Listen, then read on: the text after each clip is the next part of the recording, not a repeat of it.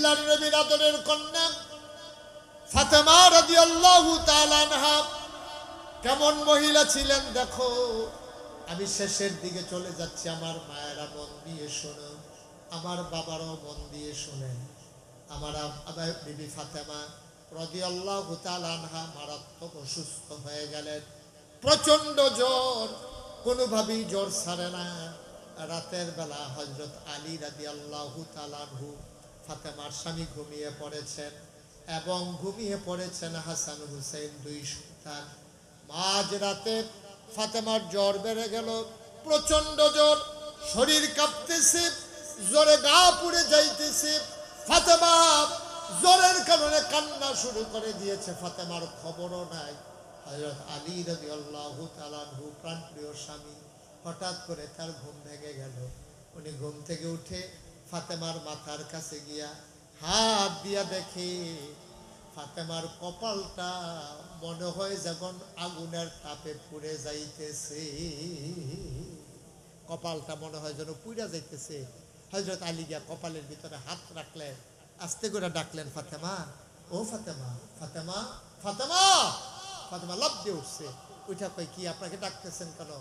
ফাতেমা, তোমার তো প্রচন্ড জ্বর, জ্বরে তো তোমার গা পুড়ে যাইতেছে, তুমি আমার একটা ডাক দিলা না, বলতে পারলা না স্বামী একটু উঠেন, আমার তো প্রচন্ড জ্বর। উঠে কি করবেন? আমার জ্বর, এই জন্য আমি জ্বর নিয়ে ঘুমাই গেছি। আমি কখন তুমি তো ঘুমাও নাই, তুমি বেহুশ হয়ে গেছো, তোমার খবরও নাই। ফাতেমার দিকে তাকাইয়া হযরত আলী বলতেছে, তুমি একটু ঘুমাও, আমি দৌড় দিয়া পাহাড়ি ঝর্ণা থেকে ঠান্ডা পানি আনতে আসি, এটা তোমার মাথায় ঠান্ডা পানি দিলে আশা করি তোমার জ্বর আর থাকবে না, জ্বর কমে যাবে। আলী যখন পানির জন্য রওনা দিছে, ফাতেমা খপ করে আলীর হাত তার ভিতরে ধরে ফেলছে। সুবহানাল্লাহ বলবেন। ফাতেমা ডাক দেয়া কয়, আলী, ও প্রাণ প্রিয় স্বামী, পানির জন্য গিয়া লাভ নাই, এই জ্বর ভালো হওয়ার জ্বর না। পানির জন্য গিয়ে লাভ নাই, এই জ্বর ভালো হওয়ার জন্য গো স্বামী, এই জ্বর ভালো হবে না। তাই কেন জ্বর ভালো হয় না নাকি? ফাতেমা ডাক দেয়া কয়, স্বামী আমার, এই জ্বর আমার ভালো হওয়ার জন্য আপনার মনে নাই? আমি যখন আব্বা অসুস্থ, আব্বাকে যখন দেখতে গেলাম, আব্বা আমারে ডাক দিয়া কানে কানে একটা কথা বলছিল, যেই জন্য আমি হাউমাউ করে কাঁদছিলাম। আব্বা আমারে কানে কানে বলছিল, ফাতেমা গো, ও ফাতেমা, আমি বোধহয় আর বাঁচব না গো ফাতেমা, আমি বোধহয় আর বাঁচব না ফাতেমা, ফাতেমা গো। এই কথা শোনার পরে ফাতেমা হাউমাউ করে কাঁদতে শুরু করলেন। আল্লাহর নবী ফাতেমার কান্না সইতে পারলেন না, ডাক দিয়া কাছে আইনা কানে কানে কয়, ফাতেমা, ও ফাতেমা, কান্নাকাটির দরকার নাই, আমি বাঁচবো না এটা সত্য, আমি বিদায় নেব। ফাতেমা গো, জান্নাতের ভেতরে সর্বপ্রথম আমার পরিবারে দেখা হবে তোমার সাথে। জোরে কোন সুবহানাল্লাহ। সুবহানাল্লাহ। জান্নাতের ভিতরে সর্বপ্রথম তোমার সাথেই দেখা হবে ফাতেমা, তুমি কান্নাকাটি করো না। কয়, তখন আমি মুচকি হাসছিলাম। কয়, আলী, আজকে যে আমার জ্বর দেখতেছে, এই জ্বর সেই জ্বর, আমার আব্বা বোধহয় আমার জন্য অপেক্ষা করতেছে, আমি বোধহয় বাঁচবো না, আমি মরে যাব, এই জ্বর আমাকে নিয়ে যাবে আমার আব্বার কাছে। সুবহানাল্লাহ বলবেন। আমি বাঁচবো না, এটা বাঁচার জন্য আমার মনে হয় সেই জ্বর উঠেছে, যেই জ্বরের কারণে আমার আব্বার সাথে দেখা হয়ে যাবে। ফাতেমার গাল বেয়ে বেয়ে টপ টপ করে পানি পড়ে। আলীও দাঁড়ায়া দাঁড়ায়া কান্দে। আলী ডাক দেয়া কয়, ফাতেমা গো, ও ফাতেমা, মানুষের জ্বর হইলে বুঝি মানুষ বাঁচে না, এটা তুমি কি বললা গো ফাতেমা, আমি পানি নিয়ে আসি। ফাতেমা ডাক দেয়া কয়, আলী, পানি আনার দরকার নাই, আমার হাসান হুসাইন রে দুই পাশ দিয়া বসাই দে।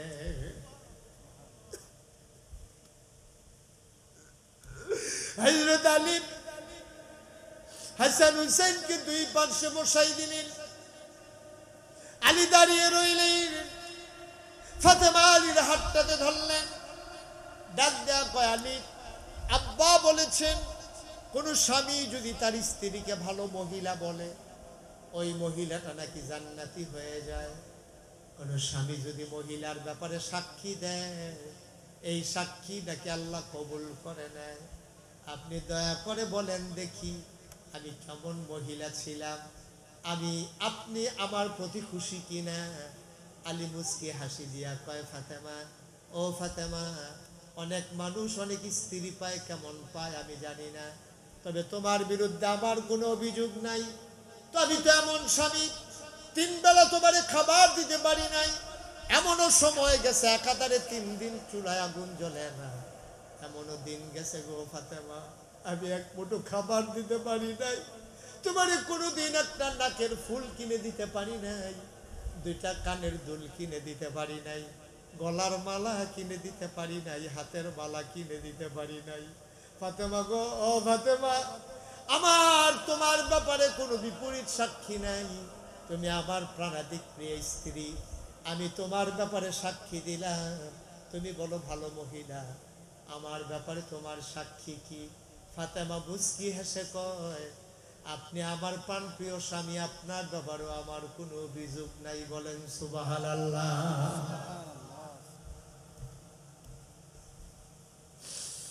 এবার ফাতেমা ডাক দিয়া কয়,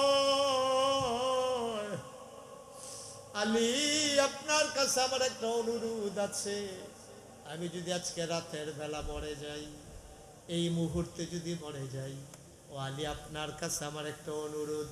আলী কয়, বলো, অনুরোধ করা লাগবে না, কি কথা তোমার?